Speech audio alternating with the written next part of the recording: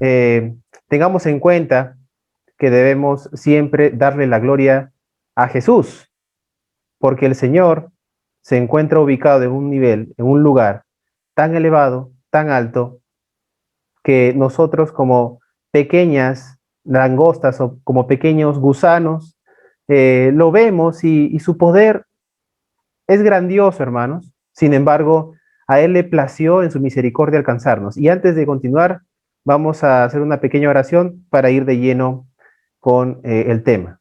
¿Sí? Vamos a orar. Te damos gracias, Señor Jesucristo, por esta hora que tú nos regalas. En esta hora donde vamos a aprender de ti, Señor, juntos. La iglesia del Señor Jesucristo, la iglesia que Él compró con su sacrificio, la iglesia que es producto de el amor que nos tuvo en la cruz, sometiéndose, Señor, a todo tipo de humillación, escupitajos. El mismo libro de Isaías es rico en detalles con respecto a la humillación que recibió Jesucristo. No escondió su mejilla, su espalda de golpes, ni tampoco de escupitajos. Así dice la palabra, es tal cual, textual. Jesucristo no escondió su rostro de escupitajos ni de golpes, a fin de que nosotros tengamos en Él, que seamos parte de la herencia que recibió por su santísimo sacrificio. En el nombre de Jesús, guíanos, Señor, ayúdanos a entender tu santa palabra, ayúdanos a que tu Santo Espíritu permita que se glorifique el nombre de Dios, Dios el Hijo, Dios el Espíritu Santo y Dios el Padre. Oramos todo esto en el nombre de Cristo Jesús. Amén. Amén, hermanos. Vamos a empezar esta serie de Romanos, una serie por demás, es un reto gigantesco, ingente, porque hay hombres que se han pasado toda la vida estudiando este libro y no han terminado. Han tenido toda una vida para poder estudiarlo y no han terminado. Este es un libro que representa, como diría el pastor Sogel Michelén, un reto, es el monte más alto, el cual el cristiano debe de escalar y memorizar. El nombre, por ejemplo, del pastor que se demoró más de 10 años en estudiar este libro es Martin Lloyd Jones. Martín Lutero también habla de este libro y debe ser de lectura obligatoria para todos nosotros. Recuerde, el libro de Romanos es uno de los más preponderantes, importantes con respecto a la doctrina de salvación, doctrina de depravación del hombre. ¿Acaso el hombre tiene algo de bueno? ¿Acaso Dios es todopoderoso? ¿Acaso el hombre es justificado por Jesucristo, el Señor y su sangre? ¿Acaso el hombre es salvo en Cristo? ¿Acaso el hombre es nueva criatura en Cristo? ¿Acaso el hombre es alcanzado por Cristo? Todas esas preguntas son resueltas con lujo de detalles en la carta de Pablo a los romanos. Por eso vamos a abrir nuestras Biblias en Romanos 1:1. Romanos 1:1. Vamos a buscar Romanos 1:1. Dice así la palabra de Dios. Pablo, siervo de Jesucristo, llamado a ser apóstol, apartado para el Evangelio. Rápidamente observamos que el autor se presenta. El apóstol Pablo está probablemente en Corinto, allá por el año 57 o 58 después del Señor Jesucristo, y se ubica para escribirle a sus hermanos que se encuentran en Roma. Aquellos hermanos que más adelante, como se observa en la carta, no ha tenido todavía a bien alcanzarlos físicamente, pero sí, él quiere con todo su corazón ir a verlos. Sin embargo, mientras tanto, mientras él todavía se encuentra lejos de esta actividad, él escribe una carta para poder alcanzarlos con palabras de aliento, para poder animarlos, pero ni siquiera el apóstol Pablo tenía en mente que el Señor Jesucristo le iba a revelar uno de los libros más complejos del Nuevo Testamento. Pablo inmediatamente se presenta y dice que es siervo de Jesucristo. Vayamos un momento a esa palabra, Jesucristo. Muchas veces trivializamos el nombre de Jesús y de Cristo, o el nombre compuesto, Jesucristo. Muchas veces lo tomamos y lo decimos como si fuera algo sumamente espontáneo, trivial, rudimentario. Jesucristo, Jesucristo nuestro Señor. Pero en realidad no tenemos la conciencia a ciencia cierta de quién se trata, de quién está hablando el pasaje. Es una palabra compuesta. Jesús en hebreo es Josué y su equivalente es Jesús en griego. Vendría a ser el equivalente en griego Jesús.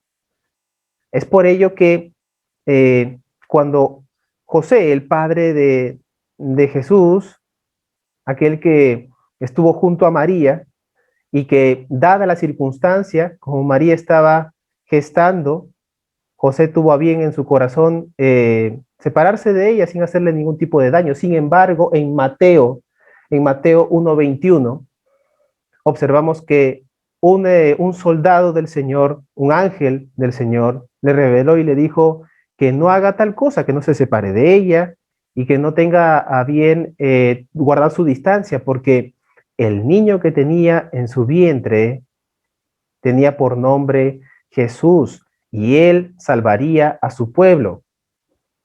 Mateo 1:21. Dice así la palabra de Dios, y dará a luz un hijo y llamará su nombre Jesús, porque él salvará a su pueblo de sus pecados. Fíjate en el título del nombre Jesucristo y lo que esto involucra, pero son palabras compuestas, juntas.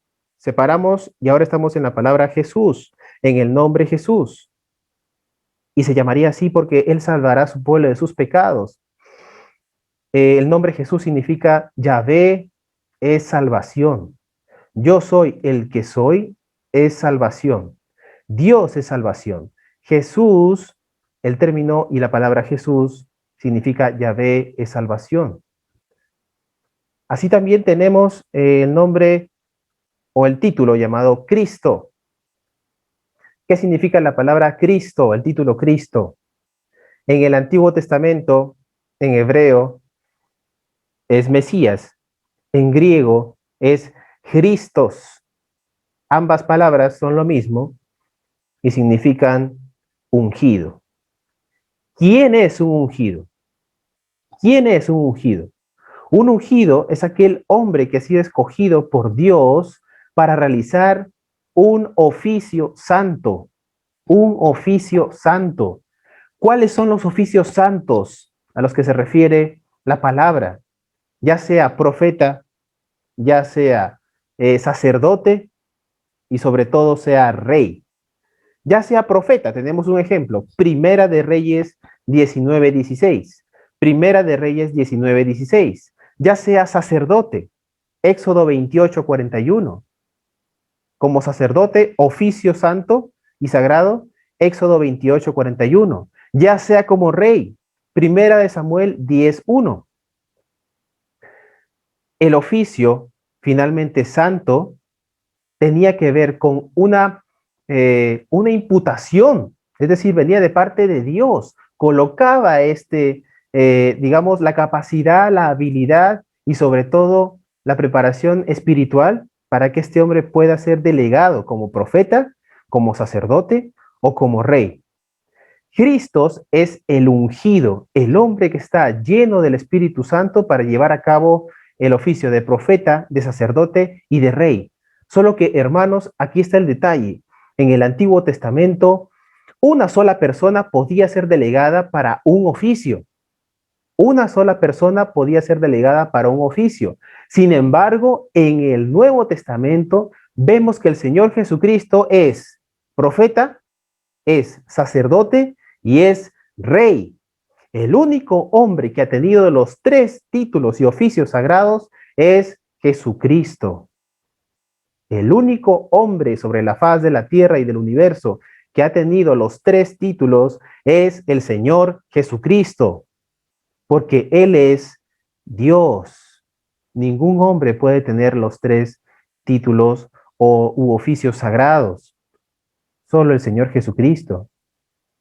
Profeta, sacerdote, rey, Christos, Jesús, Cristos. Esa palabra compuesta es muy, muy profunda muy potente, hermanos. Ahora observamos cómo es que la palabra Jesús y la palabra Cristos ya no tienen un significado muy trivial, sino que nos damos cuenta que a la luz de la palabra, Cristos o ungido es lo mismo. Y en el Señor Jesucristo se evidencia tres oficios magistrales llevados a la excelencia. ¿Cómo sabemos que el Señor Jesucristo es el Cristos, es el ungido? Después de que el Señor llevó a cabo su ministerio, Él, a ser asesinado en una cruz, al morir y al resucitar, la misma escritura me dice que Él se sienta a la diestra del Padre hasta que todos sus enemigos sean puestos por estrado de sus pies. Salmos 110.1. Salmos 110.1. Ese versículo, dicho sea de paso, es el más utilizado en el Nuevo Testamento. Ese versículo expone que Jesucristo, que Cristo, Jesús, es el ungido del Señor que está, escúchalo bien, a la diestra de Dios Padre. Las palabras del Señor Jesucristo en todos los evangelios y en las epístolas, en las cartas posteriores, Romanos, Filipenses, Santiago, etcétera, evidencian la deidad, la divinidad, el poder, la gloria, la majestad del Señor Jesucristo. Salmo 110.1.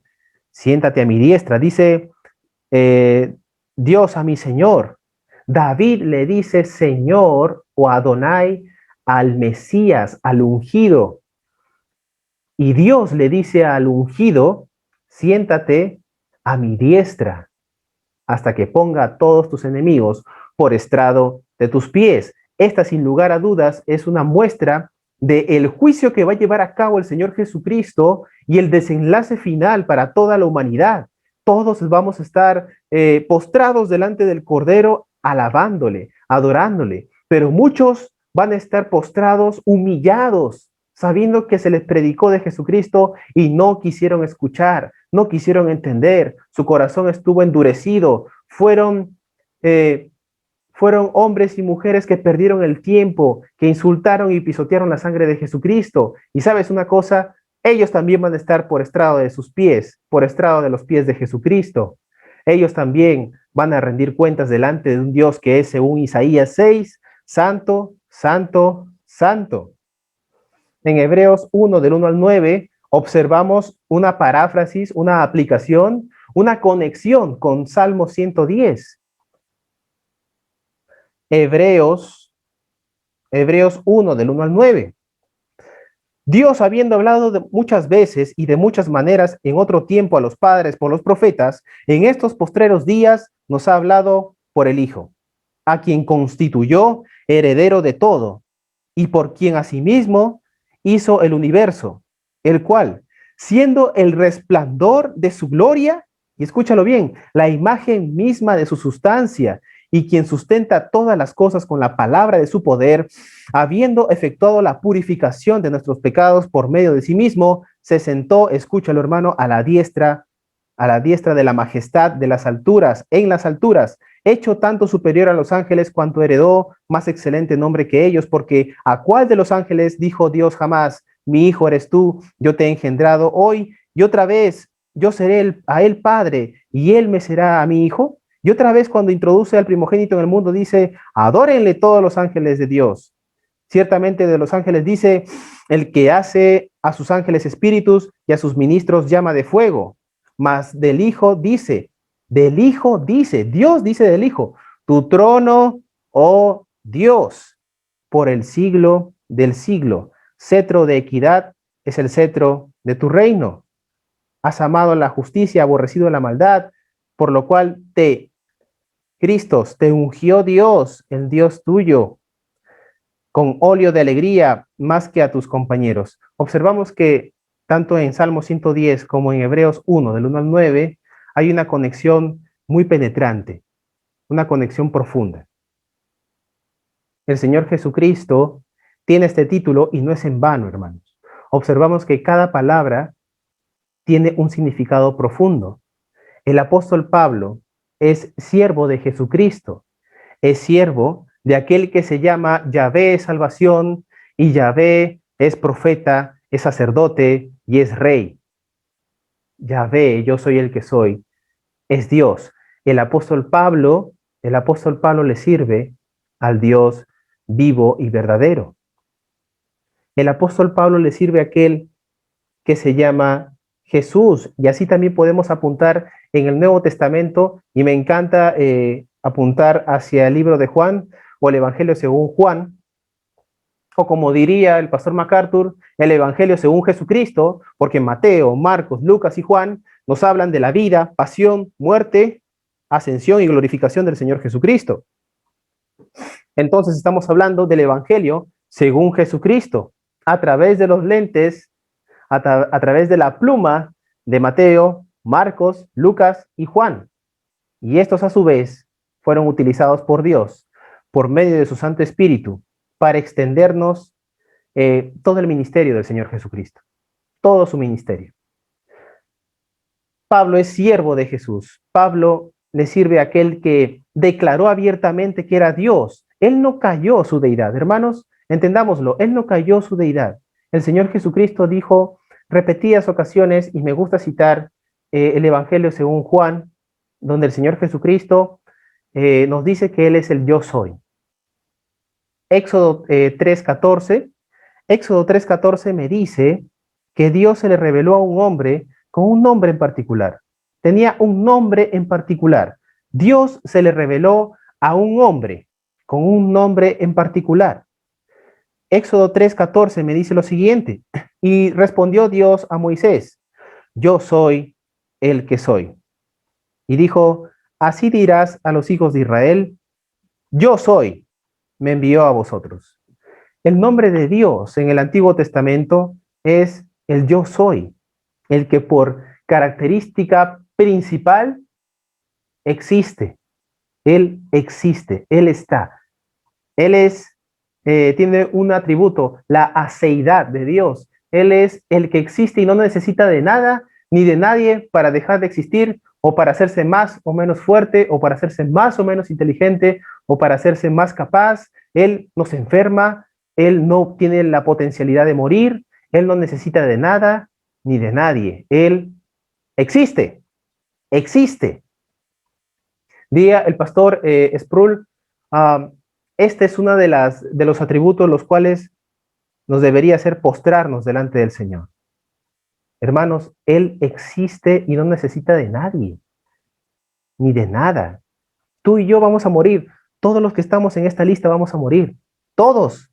Nadie puede preservar su vida más allá de aquello que el Señor ya dijo, que cada uno debe de vivir. Y roguemos al Señor porque tengamos vidas en Él y en su camino. Pero nosotros vamos a morir, finalmente. Pero Dios no tiene esta característica, no tiene esta propiedad inherente en el cuerpo.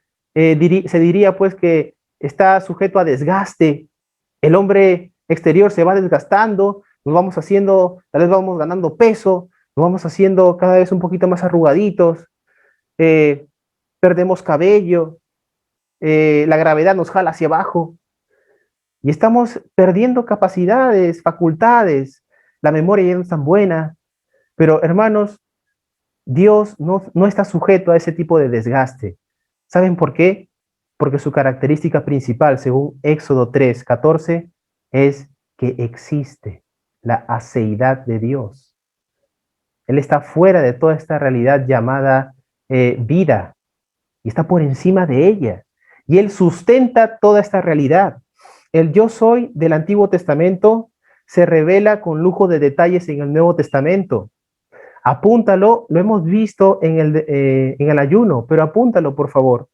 Juan 6:35. Juan 6:35, el Señor es el pan. El que va hacia Él no tiene hambre ni sed jamás. Dios alimentó a su pueblo con maná que caía del cielo. Ese maná, ese pan, ese alimento era perecible. Si se guardaba, se echaba a perder. Dios proveía todos los días para que ellos comiesen.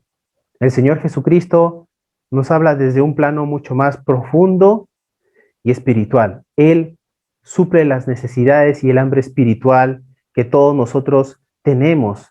¿Saben por qué? No solamente estábamos famélicos, hambrientos, sino que el apóstol Pablo menciona que estamos muertos, podridos en delitos y pecados, podridos en delitos y pecados. Por lo tanto, el Señor Jesucristo me dice que suplirá todas las necesidades que yo tengo a nivel espiritual y no tendré hambre ni sed jamás. Ya no tendré hambre ni sed jamás. Juan 6:35, Juan 8:12, yo soy la luz del mundo, el que me sigue no andará más en tinieblas. Hay una fiesta maravillosa con los judíos y es la fiesta de los tabernáculos. La fiesta de los tabernáculos, los judíos celebran que el Dios y Padre del Señor Jesucristo les proveyó de una nube de día y fuego de noche para que no se mueran, para que no mueran de frío, una torre de fuego y para que no mueran del calor abrasivo que había en el desierto que estaban caminando, una nube que les refrescaba. Y los judíos celebran la fiesta de los tabernáculos para agradecer por por este favor de Dios. Y el Señor Jesucristo declara en la fiesta de los tabernáculos, alrededor de esta fiesta, yo soy la luz del mundo. La luz no solamente nos ayuda a caminar de una manera segura, sino que es parte de la vida. El principio del libro de Juan, Juan 1 en adelante, me dice que, y la vida era la luz de los hombres. El Señor Jesucristo dice palabras tan profundas que nosotros tenemos que tomarnos el tiempo de masticarlas y de interiorizarlas. Yo soy la luz del mundo, Juan 8:12. Juan 10:9, yo soy la puerta, el que por mí entrare será salvo. Juan 10:11, yo soy el buen pastor. El buen pastor su vida da por las ovejas. En el Antiguo Testamento se le denomina a Dios como el buen pastor. Yahvé es mi pastor, nada me faltará. Yo soy el que soy, es mi pastor. Salmos 23, yo soy el que soy, es mi pastor, nada me faltará.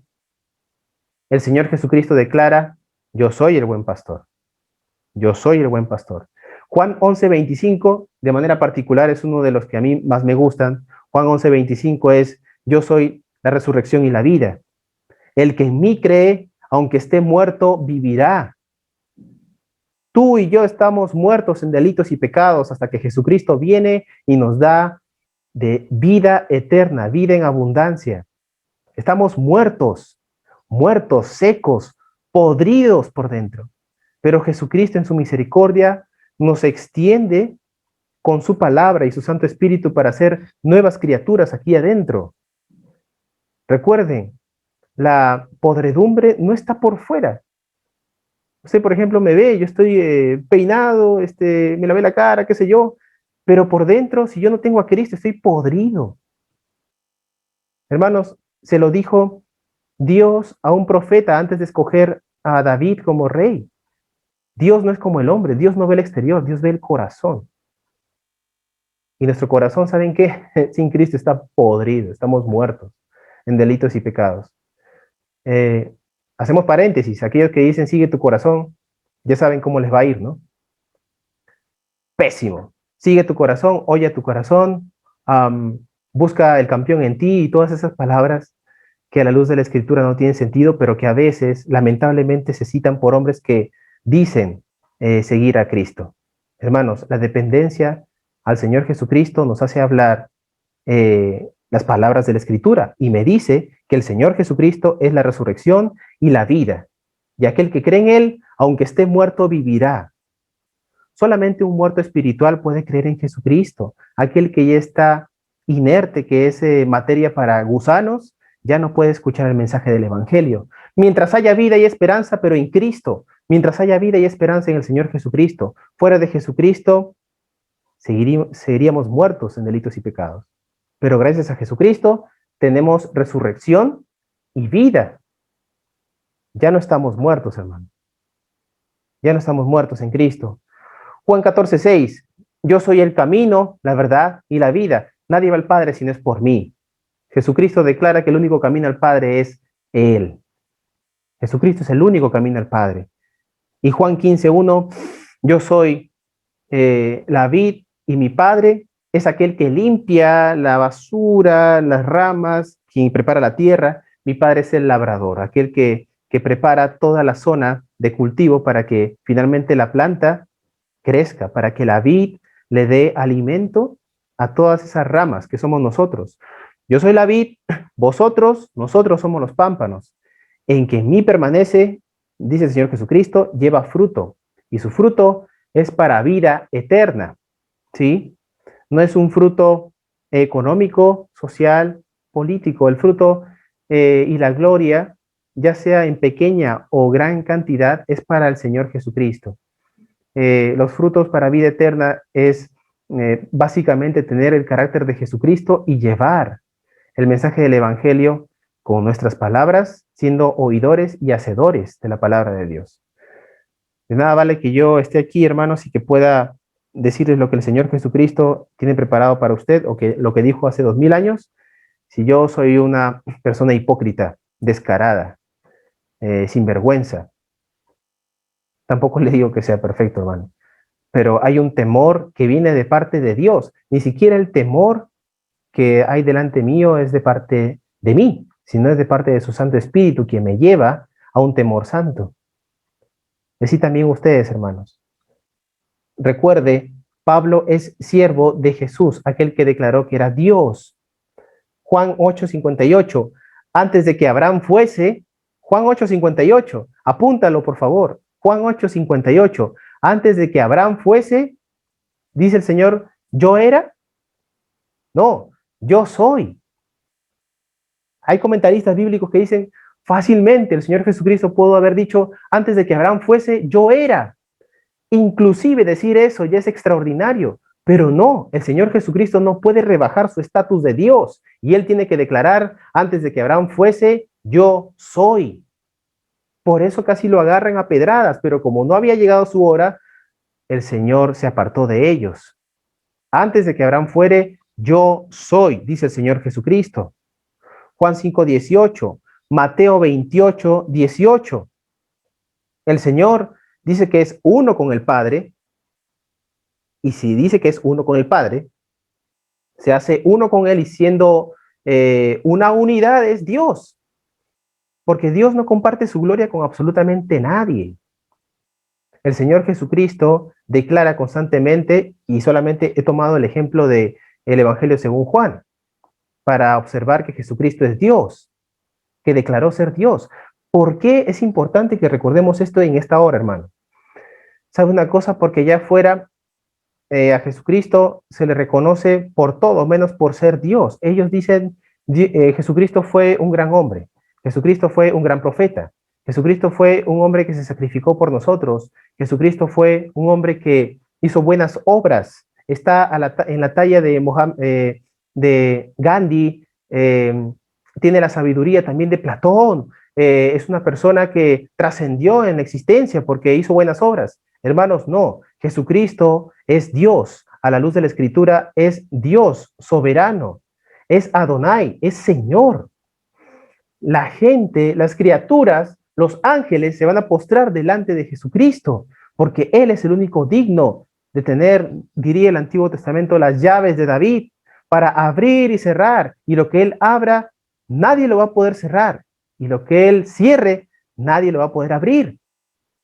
Jesucristo es Dios, entendámoslo, no lo dice tu hermano, lo dice la Escritura misma, y estamos observando que Pablo es siervo de Dios, del Dios de Monte Carmelo, aquel que humilló a los brujos de Baal, Elías observando y orando al Señor, declarando que él es siervo, esclavo de Dios. El Señor lanzó fuego de lo alto y consumió hasta el polvo. Los profetas de Baal cobardemente huyeron, sin embargo, se les alcanzó y les cortaron la cabeza. Hermanos, Jesucristo es Dios. Jesucristo es Dios. Y no es una declaración apasionada, es una declaración apuntando a la Escritura, hermanos. Él es el yo soy. Pablo es siervo de Dios. Dulos, esclavo. Si uno va, por ejemplo, a un diccionario español, yo busco esclavo o siervo y va a encontrar palabras como esclavo, subordinado y cosas semejantes. Pero en el griego también encontramos que eso significa dulos, en el griego es esclavo. Es aquel que no tiene derechos en sí mismo, sino que se debe a un amo, a una autoridad. No tiene la libertad de decidir lo que le da la gana, sino que él está sujeto a la autoridad de alguien en particular. Y Pablo me dice que él es siervo, o sea, en el griego es doulos, esclavo de Dios. Es esclavo del Christos, esclavo de Jesús, el yo soy, es esclavo de Dios. Y esta es una condición que no solamente Pablo la usa, hermanos, sino que lo vemos a lo largo del Antiguo y Nuevo Testamento. Les cito algunos ejemplos. Primera de Reyes 18:36. Aquí observamos a Elías, el Dios de Elías, el Dios de Elías. Elías declara, Señor, ora al Señor y pide que muestre su poder delante de los brujos de Baal, de los paganos de Baal. Y el Señor, como bien hemos mencionado, en Primera de Reyes 18:36, dicho sea de paso, es una lectura maravillosa. Usted observa ahí cómo es que el Señor Yahvé humilla a los brujos de Baal y demuestra delante de todo el pueblo de Israel que es el Rey de Reyes. Lectura obligatoria. Primera de Reyes 18:36. Elías el profeta. Primera de Crónicas 6:49. También dice que hay un esclavo. Aarón es el esclavo de Dios, siervo de Dios. Esdras 5:11. Hay siervos de Dios, del Dios del cielo y de la tierra. Esdras 5:11. Daniel 3:26. Daniel 6:20. Daniel es esclavo, es siervo del Dios Altísimo. Cuando lo lanzaron al foso de los leones, Daniel recibió el grito desesperado del rey que le tenía mucha estima y le gritó, Daniel, hijo o servidor del Dios vivo. Y Daniel gritó, vive para siempre, rey. Dios me ha librado de los leones. Estoy solamente parafraseándolo, ¿verdad? Pero si usted lo quiere leer, se encuentra en Daniel 3:26, así también Daniel 6:20. Ahí observamos que los amigos de Daniel fueron lanzados al fuego. Fueron lanzados 3 al fuego, pero apareció un cuarto hombre en la escena. Hermanos, a la luz de la escritura, se menciona que estos hombres no solamente estaban allí parados en el fuego, sino que estaban caminando en medio del fuego. ¿Y saben por qué estaban caminando? Porque a Dios le plació extender este testimonio de que Él estaba protegiendo a los amigos de Daniel porque eran servidores del Dios vivo y verdadero. El que estaba dentro con ellos, hermanos, a la luz de la escritura, es el Señor Jesucristo, el ángel de Jehová que acampa alrededor de los que le temen y los defiende. En ese momento, el ángel de Jehová, a Dios mismo le plació extender misericordia y evitar que sean masacrados en el fuego. Pero esto fue para darle a entender al rey impío, pagano, que hay un solo Dios vivo y verdadero que puede librar de la muerte, y ese es Jesucristo. Jesucristo es el único que puede librar de la muerte eterna, hermanos.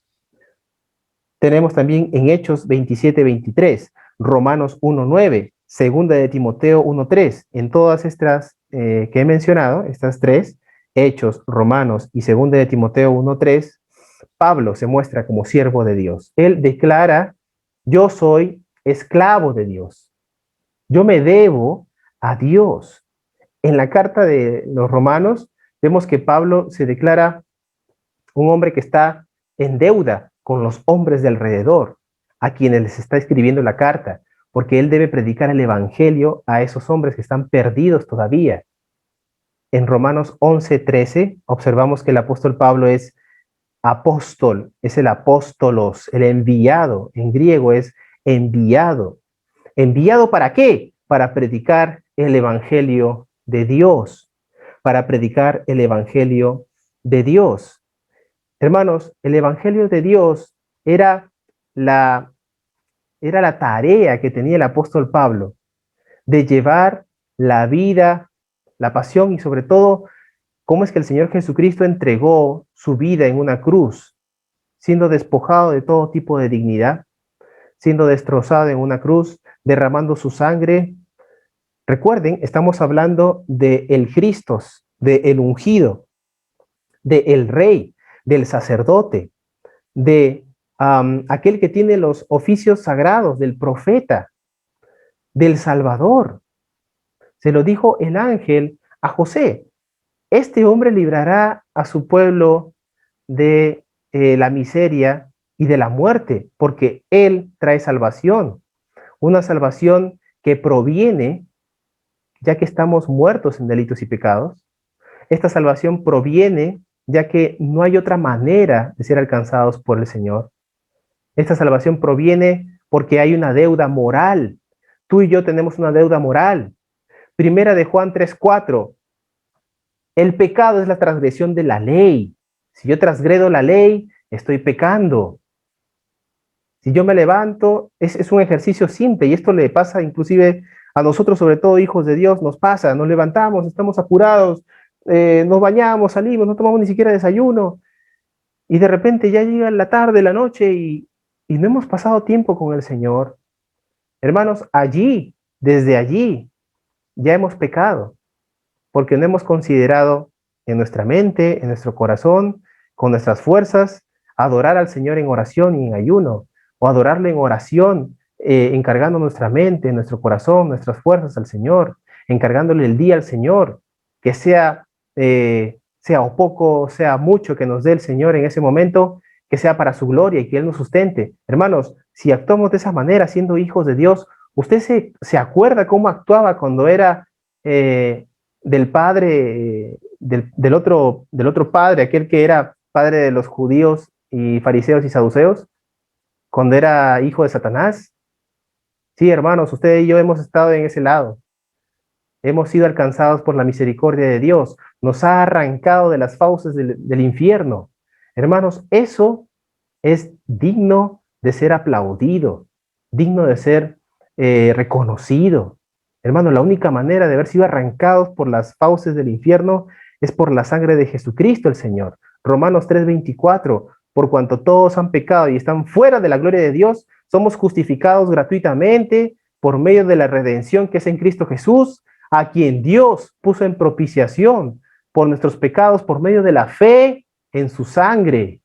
La fe en la sangre de Jesucristo, el entregar mi mente y mi corazón al sacrificio ingente, sobrehumano, sobrenatural de Jesús en la cruz, me libra de pecado eternamente. No fue fácil, no fue barato, hermanos. Le costó la dignidad, la vida, su sangre bendita al Señor Jesucristo. Recuérdalo siempre, recordémoslo. Dios quiere que lo recordemos cada vez que queramos pecar, que queramos abrir una página que no le da la gloria a Dios, que queramos pensar aquello que hicimos y nos sentimos orgullosos por haber sido sinvergüenzas, maldicientes, ladrones, ávaros, cuando nos vanagloriamos mentalmente de las cosas que hicimos antes, cuando estábamos muertos en delitos y pecados.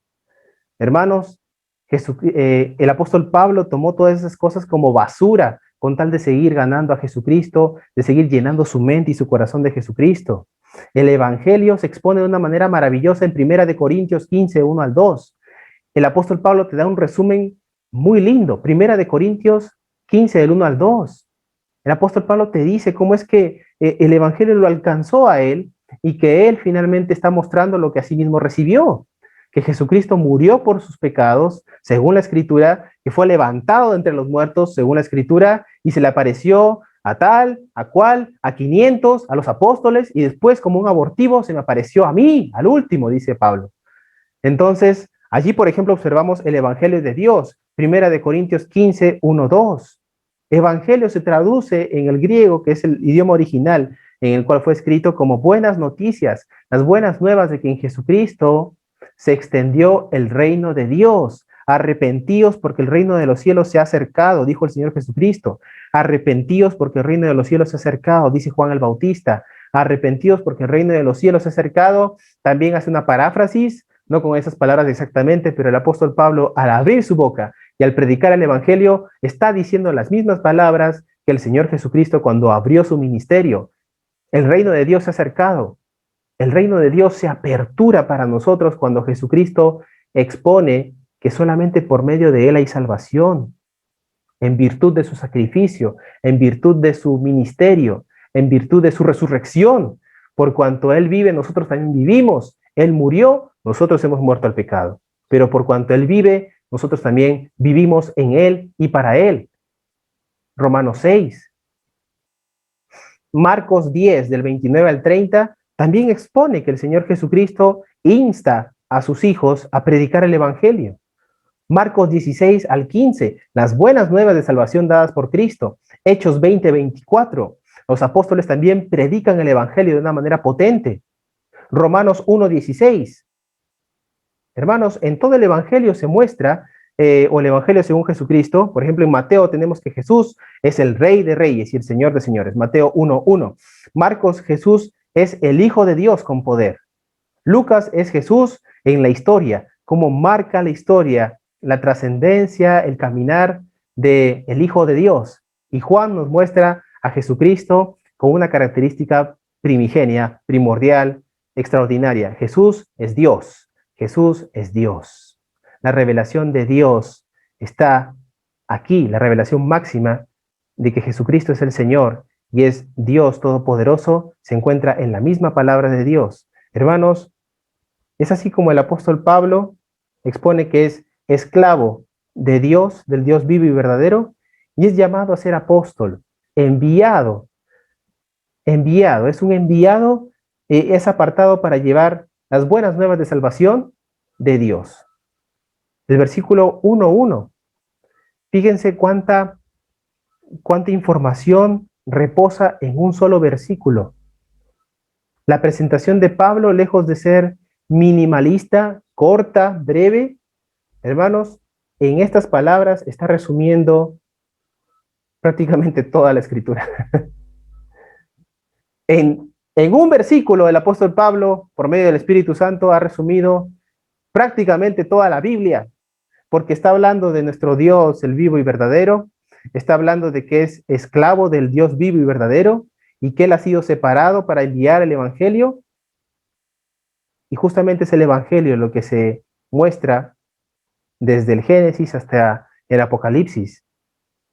Los profetas anteriormente llamando a su pueblo, al pueblo de Israel, al arrepentimiento. Arrepiéntanse, vístanse de justicia que viene de Yahvé, vístanse de la justicia que solo proviene de Él, témanle, adórenle con una adoración santa, libre de mancha. David exclamaba, Señor, límpiame con hisopo y seré blanco.